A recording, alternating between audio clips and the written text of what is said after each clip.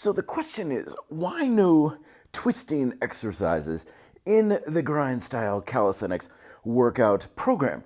And really there's two answers for that. One is I don't really think they're all that necessary. And two, I don't think they would do all that much good for you, even if I did include them in the program. Now, to say that the grind style calisthenics program doesn't have any rotational strength would be untrue. It's just we kind of go about it in a bit of a different way.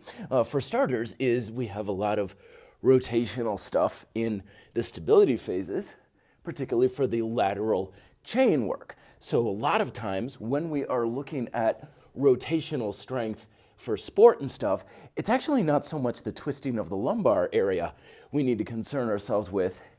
It's the twisting, stability, and strength in the shoulder and the hips that we need to develop. When we practice unilateral calisthenics exercises, like those single arm rows here, we're developing rotational strength in the hips, the core, and the shoulder, not to make rotation happen, but to fight the tendency to rotate and build that rotational strength to avoid the motion rather than to create it. Now you could be saying, well, yeah, Matt, athleticism and rotational strength for sport is great, but I don't care about any of that. I just want really sweet obliques and to really chisel out the sides of my core, which is why I need to really work those rotational exercises.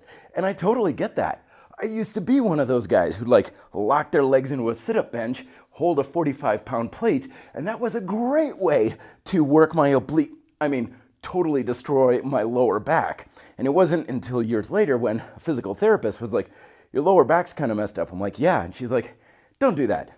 She's like, I never give anybody rotational exercise with any more than 4 or 5 pounds at the most. And that's why I give you exercises for the lateral chain, which is a big part of grind style calisthenics, that not only works the obliques to a very high degree, but also includes all of the other muscles along your spine, your hips, your back, the shoulders, everything else. So that way, instead of trying to isolate, we can integrate, which not only improves that functional carryover, but is a lot more intense for the obliques and a lot safer on the spine.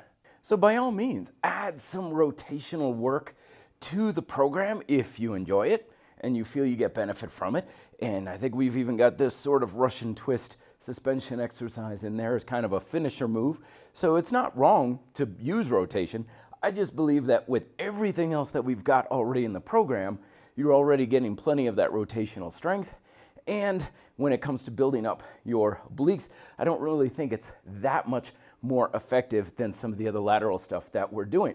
So let me know if you have thoughts, comments, questions down below. Like this if you like it. Month 1 of the Grind Style Calisthenics program is also down below as a completely free program if you want to check out Grind Style Calisthenics for more, and more videos up over my shoulders as well. Be fit and live free.